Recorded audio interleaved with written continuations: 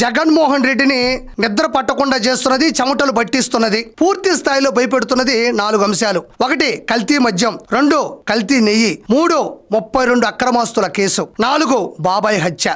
ఏదైనా సరే ఎదుటోళ్ళ మీద వేయడం అంటే బట్టని కాల్చి మొహం మీద వేసేయండి, మీరు మసి తుడుచుకోండి అని చెప్పే రకం జగన్మోహన్ రెడ్డి. అయితే కల్తీ మద్యంలో జోగి రమేష్ చేత అడ్డదిడ్డమైన కంపెనీలన్నీ పెట్టించి అవన్నీ పెట్టింది కూడా టీడీపీఏ అని చెప్పే ప్రయత్నంలో ఎలా ఇరుక్కుపోయాడో ప్రత్యేకంగా చెప్పనక్కర్లేదు. 2వది కల్తీ నెయ్యి అంటే తిరుమల కొండ మీద జరుగుతున్న ఆల్రెడీ జరిగిన అవినీతి మొత్తాన్ని బయట పెడుతున్నటువంటి బిఆర్ నాయుడు గారి మీద డీప్ ఫేక్ వీడియోలు క్రియేట్ చేసి ఏఐ జనరేట్ చేసి మళ్ళీ ఎలా ఇరుక్కుపోయారో ప్రత్యేకంగా చెప్పనక్కర్లేదు. 32 అక్రమాస్తుల కేసుల్లో నాకు వాటికి సంబంధం లేదని జగన్మోహన్ రెడ్డి అరుస్తున్నప్పటికీ కూడా ఆల్రెడీ 16 నెలలు జైల్లో ఉండి వచ్చినటువంటి పరిస్థితి. 4 ఎప్పుడు మీరు వింటూనే ఉంటారు ఏంటిది అని, బాబాయ్ హత్య కేసు. మార్చి 15, 2019లో వైఎస్ వివేకానంద రెడ్డి గారు స్వయాన వైఎస్ రాజశేఖర రెడ్డి గారికి సోదరుడు, ముఖ్య అనుచరుడు, మృదు స్వభావి, సుదీర్ఘ రాజకీయ చరిత్ర కలిగినటువంటి వ్యక్తి అనుమానాస్పద స్థితిలో ఆయన స్వగృహంలో చనిపోవడం జరిగింది. అయితే దీన్ని అప్పట్లో సిబిఐ ఇన్వెస్టిగేషన్ పంపించడం జరిగింది. గత కొద్ది రోజుల క్రితమే 4 వారాల్లో ఈ విషయానికి సంబంధించి ట్రయల్ కంప్లీట్ చేయమని సుప్రీంకోర్టు ఆదేశాలు జారీ చేయడం జరిగింది. మరి అదే చిన్న విషయం కాదు కదా, 4 వారాల్లో ట్రయల్ కంప్లీట్ చేయమని సుప్రీంకోర్టు ఆదేశాలు జారీ చేయమని చెప్పిన తర్వాత వీళ్ళందరూ కూడా భయపడడం జరిగింది. ఇందులో చాలామంది ఉన్నారు, ఇందులో ముద్దాయిలుగా నిందితులుగా చాలామంది ఉన్నారు. దస్తగిరి, సునీల్ కుమార్ యాదవ్, ఎర్రగంగిరెడ్డి, వైఎస్ భాస్కర్ రెడ్డి, ఉదయ్ కుమార్ రెడ్డి, శివశంకర్ రెడ్డి, ఉమాశంకర్ రెడ్డి, అవినాష్ రెడ్డి, ఇలా చాలామంది ఉన్నారు. ఇందులో ఇప్పటి ఎంపీ, కడప ఎంపీ అవినాష్ రెడ్డి కూడా ఉండడం గమనార్హం. A4గా దస్తగిరి ఉన్నాడు. కాబట్టి వీళ్ళందరి మీద కూడా అభియోగాలు ఉన్నాయి. వీళ్ళలో కొంతమంది జైలు శిక్ష అనుభవించి ఇప్పుడు బెయిల్ మీద బయటకు వచ్చి కూడా తిరుగుతూ ఉన్నారు. ఈ బాబాయ్ హత్య కేసుకు సంబంధించి ట్రయల్ కంప్లీట్ చేయమని సుప్రీంకోర్టు ఆదేశాలు జారీ చేసిన తర్వాత భయపడుతూ అవినాష్ రెడ్డి ముఖ్య అనుచరుడు వైఎస్ జగన్మోహన్ రెడ్డికి స్వయాన రక్త సంబంధీకుడు, సొంత బంధువు కూడా, ఆయన ఒక ప్రెస్ మీట్ పెట్టాడు. ఏంటో ఒకసారి విందాం. ఈ అంశాన్ని వచ్చే ఎలక్షన్ల వరకు దీన్ని డ్రాగ్ చేయాలా, చంద్రబాబు నాయుడు గారికి మరింత రాజకీయ లబ్ధి చేకూర్చాలా, రాజకీయంగా చంద్రబాబు నాయుడు గారికి ఉపయోగపడాలన్న ఆరాటం తప్ప నిజంగా దీంట్లో న్యాయం కోసం పోరాటం అనేది ఎక్కడా లేదు, ఎక్కడా కనిపించే పరిస్థితి లేదు. ఇక్కడ అవినాష్ రెడ్డి చెప్తున్నాడు, సునీతారెడ్డి గారు లేకపోతే ఆయనకు సంబంధించినటువంటి మనుషులు కేవలం చంద్రబాబు నాయుడు గారి యొక్క రాజకీయ లబ్ధి కోసం, మళ్ళీ సీఎంగా చేయడం కోసం 2029 ఎలక్షన్స్ వరకు దీన్ని డ్రాగ్ చేస్తారే తప్ప ఇందులో ఆరాటం తప్ప, పోరాటం తప్ప, మీ ఆరాటం ఉంది, మీరు అనుకున్న పోరాటం ఉంది, కానీ దాంట్లో నిజాలు లేవని చెప్తున్నాడు. ఇక్కడ సునీతారెడ్డి గారికి స్వయాన తండ్రి వైఎస్ వివేకానంద రెడ్డి గారు, ఆయన స్వయాన వైఎస్ రాజశేఖర రెడ్డి గారికి సోదరుడు, ముఖ్య అనుచరుడు, మృదు స్వభావి, ఒకసారి ఎమ్మెల్యే, మినిస్టరు, 2 సార్లు ఎంపీ అయినటువంటి ముఖ్య నేత, జననాయకుడు ఆయన. అలాంటి వ్యక్తిని సొంత ఇంటిలోనే నరికి చంపితే అది చూసినటువంటి సునీతారెడ్డి గారు సిబిఐ ఇన్వెస్టిగేషన్ ద్వారా పోరాడుతూ ఉన్నారు. తన తండ్రిని ఎవరు చంపారు, ఎందుకు చంపారు, అంత కిరాతకంగా ఎందుకు చంపాల్సి వచ్చింది, మా నాన్న చావుకి న్యాయం కావాలి, నా పోరాటం ఇప్పట్లో ఆగదు, ఆవిడ తెలిసిన కొన్ని నిజాలు కూడా చెప్పడం జరిగింది. దానికి చంద్రబాబు నాయుడు గారి యొక్క రాజకీయాలకి ఎందుకు ఆపాదిస్తున్నారు, ఎందుకు అనుసంధానం చేస్తున్నారు? ఆయన అంటే ఆవిడ తన తండ్రిని కోల్పోతే తన తండ్రిని ఎవరు చంపారు అని తెలుసుకోవడం కూడా తప్ప, తన తండ్రిని ఎవరు చంపారో వాళ్ళకి శిక్ష విధించండి అని ప్రాధేయపడుతూ సిబిఐ ఇన్వెస్టిగేషన్ ద్వారా నిద్రాహారాలు మాని నడి రోడ్ల మీద తిరుగుతూ కోర్టు మెట్లు ఎక్కుతూ ఉంటే ఒక మహిళ చంద్రబాబు నాయుడు గారి యొక్క రాజకీయ చరిత్రకి, చంద్రబాబు నాయుడు గారి యొక్క భవిష్యత్తుకి దీనికి ఆపాదించడం ఎంతవరకు సమంజసమని నేను ఈరోజు అవినాష్ రెడ్డిని అడుగుతున్నా.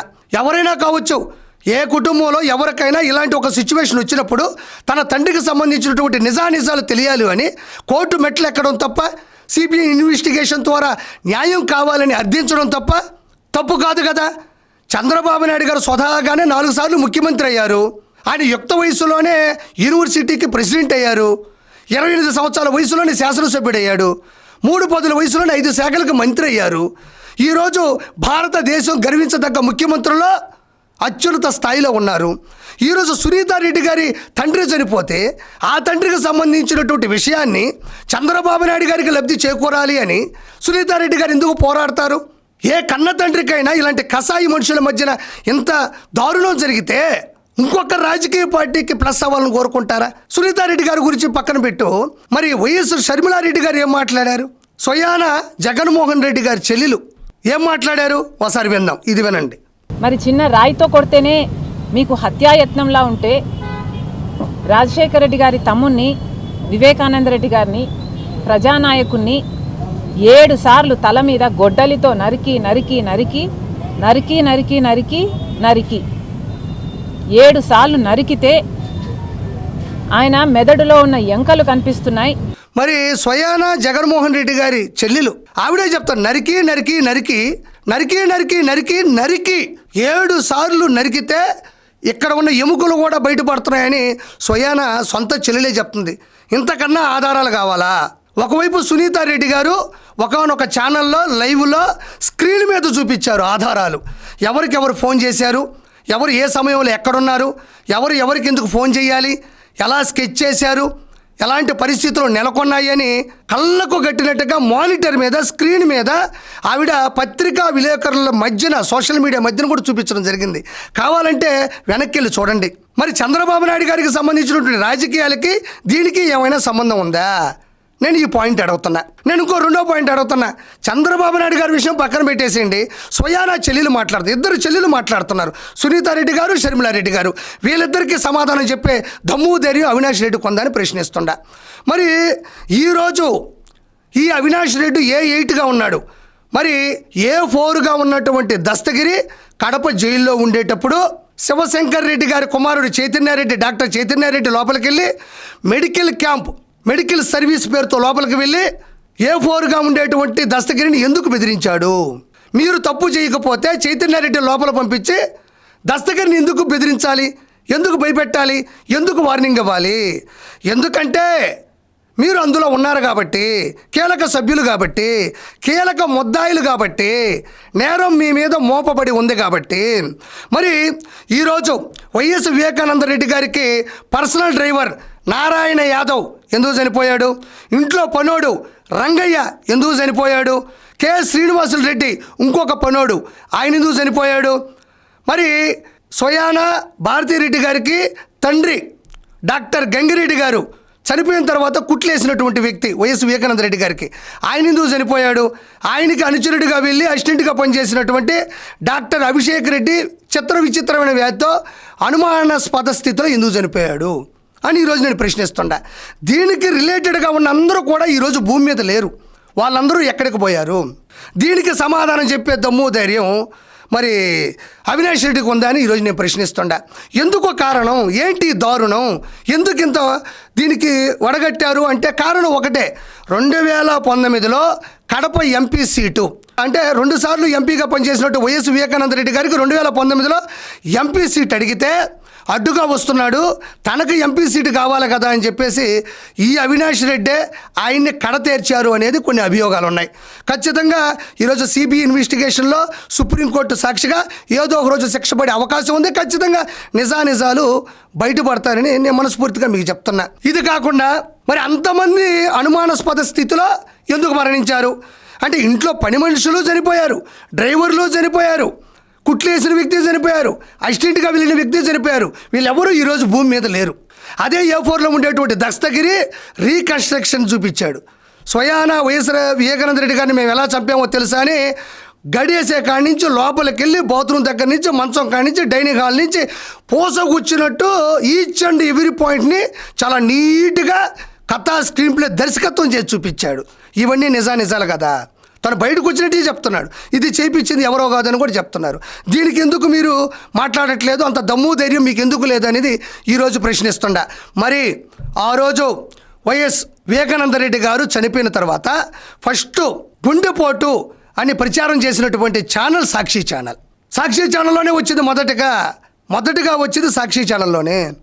రెండోసారి వచ్చింది ఇది గుండెపోటు కాదు, గొడ్డలు వేటు అని అందరికీ తెలిసిపోయింది, దీన్ని ఇప్పుడు ఏం చేయాలో తెలియట్లేదు, దీన్ని కొంచెం మ్యాటర్ డైవర్ట్ చేయాలి అని చంద్రబాబు నాయుడు గారికి ఆపాదించడం జరిగింది. ఒకసారి అది కూడా వినండి, ఆ వీడియో కూడా. 3 చోట్ల చూస్తే 3 చోట్ల ఒకే ఒక వ్యక్తి కనిపిస్తాడు, చంద్రబాబు నాయుడు గారు. నాన్నగారు ప్రతిపక్షంలో ఉన్నప్పుడు రాజారెడ్డిగా అబ్బం ఇక్కడ గమనించండి, పాపం అప్పటి వరకు అన్న నిజ స్వరూపం తెలియదు, అన్న అరాచకం తెలియదు, అన్న అధికారం కోసం పదవుల కోసం ఎంతకైనా దిగజారుతాడు అన్న విషయం చెల్లెళ్ళిద్దరికి తెలియదు కాబట్టి అమాయకంగా వింటూ ఉన్నారు. చంద్రబాబు నాయుడు గారి గురించి ఆయన ఆపాదిస్తూ ఆయనకు అనుసంధానం చేస్తూ అన్ని చోట్ల చంద్రబాబు నాయుడు గారు ఉన్నారు అని చెబుతుంటే వాళ్ళు ఆ బాధలోనో చనిపోయిన భయంలోనో ఏదో అమాయకంగా వింటున్నారు తప్ప ఈరోజు నిజాలు తెలిసాయి కాబట్టి అతనితో వీళ్ళిద్దరు ఎవరూ లేరు. సొంత అమ్మాయి ఎలాగూ లేదు, వీళ్ళిద్దరూ ఎప్పుడు కూడా లేరు. ఈరోజు కూడా అక్కడ మాట్లాడుతున్నది వినండి. చంద్రబాబు నాయుడు నాన్నగారు హెలికాప్టర్ క్రాష్ చనిపోయినప్పుడు అసెంబ్లీలో అన్న మాటలు చంద్రబాబు నాయుడు గారు. ఇక్కడ ప్రజలు బాగా గమనించాల్సిన విషయం ఒకటి ఉంది. ఫస్ట్ గుండెపోటు సాక్షి ఛానల్లో వచ్చింది, జనాలకు తెలిసిపోతుంది అని భయం వేసినప్పుడు గొడ్డలి వేటు. చంద్రబాబు నాయుడు గారు 3 అంశాల్లో ఉన్నాయని చెప్తున్నాడు. అసలు చనిపోయిన వెంటనే దాని మీద ఎలాంటి విచారణ జరపలేదు, కేసు ఫైల్ అవ్వలేదు, ఎలాంటి పూర్తి స్థాయిలో నిరూపణలు లేవు, ఆధారాలు లేవు. వెంటనే బయటకు వచ్చి రాజకీయ లబ్ధి కోసం, రాజకీయ పదవుల కోసం, రాజకీయ అధికార ఆకాంక్ష కోసం, ఆశల కోసం, ఆశయం కోసం వెంటనే చంద్రబాబు నాయుడు గారి గురించి చెప్పేయడమే.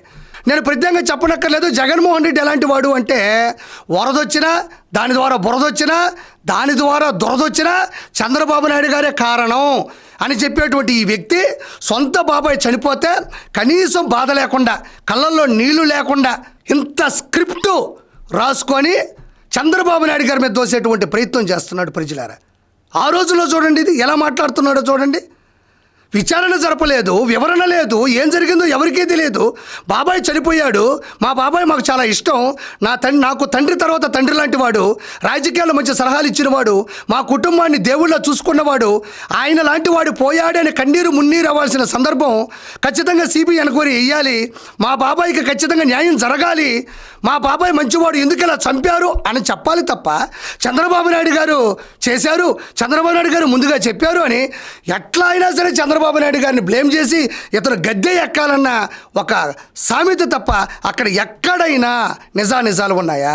ఈరోజు ఏమైంది? ఎంపీ సీటు కోసం అవినాష్ రెడ్డి, ముఖ్యమంత్రి హోదా కోసం నువ్వు ఎంత దిగజారిపోయారనేది ఇంతకన్నా ప్రత్యేకంగా చెప్పనక్కర్లేదు. అన్ని సాక్షి ఛానల్లోనే వచ్చినాయి.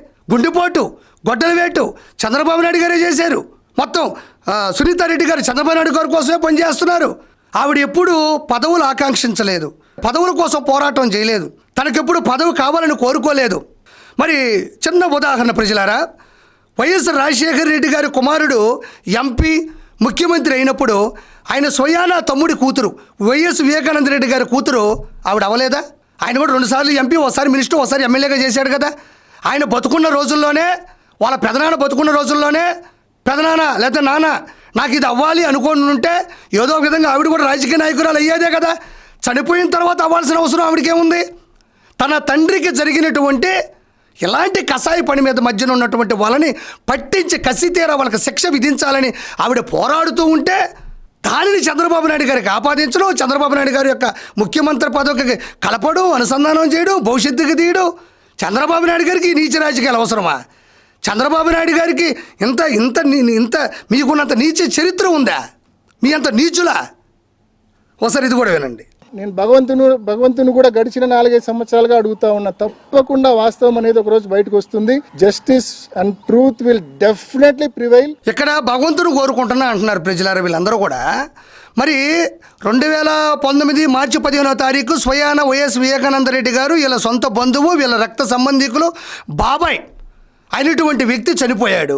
మీరు ఎలాగో అధికారంలో లేరు అని చెప్పుకునేటువంటి వ్యక్తులు మరి 2019 ఎలక్షన్స్లో గెలిచిన తర్వాత 22 లోక్సభ స్థానాలు, 151 శాసనసభ స్థానాలు ప్రజలు మీకు పట్టం కట్టినప్పుడు, మీ ప్రభుత్వం మీ చేతిలోనే ఉన్నప్పుడు, ఎక్కడో ఉండే కాదంబరి జత్వాని గేటెడ్ కమ్యూనిటీలో ముంబైలో ఉంటే ముగ్గురు ఐపీఎస్లు పంపించి అమ్మాయిని తీసుకొని వచ్చి ఇక్కడ చిత్రహింసలు పెట్టిన మీరు, మీ బాబాయ్ కేసులో ఉండేటువంటి ఏదైతే మర్మం దాగి ఉందో, ఏదైతే సీక్రెట్ దాగి ఉందో, ఆయన ఎలా చనిపోయాడో మరి మీరెందుకు కనిపెట్టలేకపోయారు?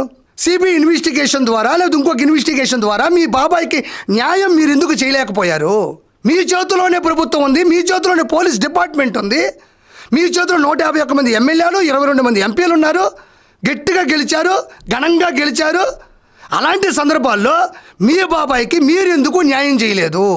ఎందుకు చేయలేదు అంటే న్యాయం చేయాల్సి వస్తే మీరు లోపలికి వెళ్ళిపోతారు కాబట్టి, ఆయనకి న్యాయం జరగాలి అంటే అన్యాయం చేసిన మీరు లోపలికి వెళ్తారు కాబట్టి ఈ రోజుకి కూడా దాని మీద ప్రెజర్ చేయట్లేదు. ఒకటే ఒక మాట, ఏ రోజైనా మీరు మీ జీవితంలో మీ బాబాయ్ చనిపోయాడని తెలిసినప్పుడు ఒక్కసారైనా ఆ బాధ మీ ముఖంలో కనబడిందా? ఏ రోజైనా మీ కళ్ళల్లో ఆ బాధ కనబడిందా? కన్నీళ్లు బయటకు వచ్చాయా? ఎంతసేపు మీ రాజకీయ లబ్ధి కోసం ఆయన్ని కడతీర్చారే తప్ప మీ ఎంపీ సీట్ల కోసం, ముఖ్యమంత్రి సీట్ల కోసం మంచి సలహాలు ఇస్తున్నాడు, లేదంటే ఆయన ఆస్తులకు సంబంధించినటువంటి షేర్ల కోసం తప్ప ఆయన కడతీర్చినటువంటి కషాయ మనుషులు ఎవరైనా ఉన్నారంటే మీరే. ఖచ్చితంగా ధర్మం అనేది ఎప్పటికైనా 4 పాదాల మీద నడుస్తుంది. మీకు ఖచ్చితంగా శిక్ష పడుతుంది. మీరు ఖచ్చితంగా అనుభవించి తీరతారు. అటు షర్మిలారెడ్డి గారైనా ఇటు సునీతారెడ్డి గారైనా కోరుకునేది ఒకటే, మా బాబాయ్ మంచివారు, ఆయన ఎవరికి ఇసుమంతా కూడా అన్యాయం చేయలేదు, ఇబ్బంది పెట్టలేదు, అనవసరంగా చంపేశారు, కసితీర చంపేశారు, ఆ కఠినమైన శిక్షలు విధించాలని కోరుకుంటున్నారు. 100% మీరు శిక్ష అర్హులు అవుతారని మనస్ఫూర్తిగా కోరుకుంటూ నేను కిరా కార్పేని.